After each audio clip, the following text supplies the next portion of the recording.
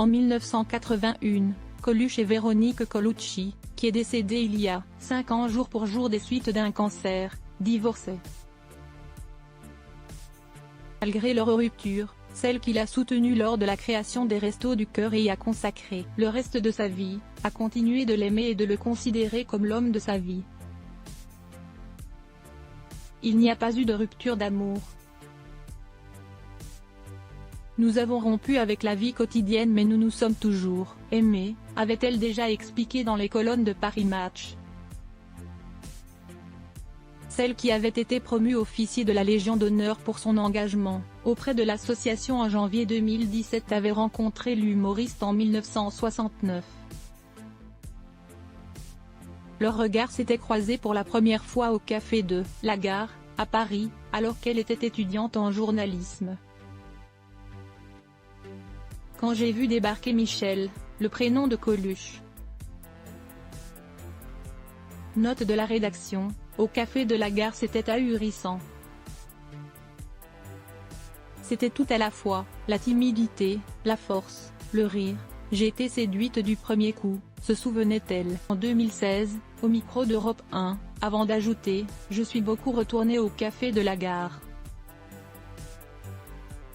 De temps en temps, ils mettaient un disque, et ils invitaient le public à danser. Je m'étais collée au premier rang et j'avais dansé avec lui. De là, cela a créé un lien.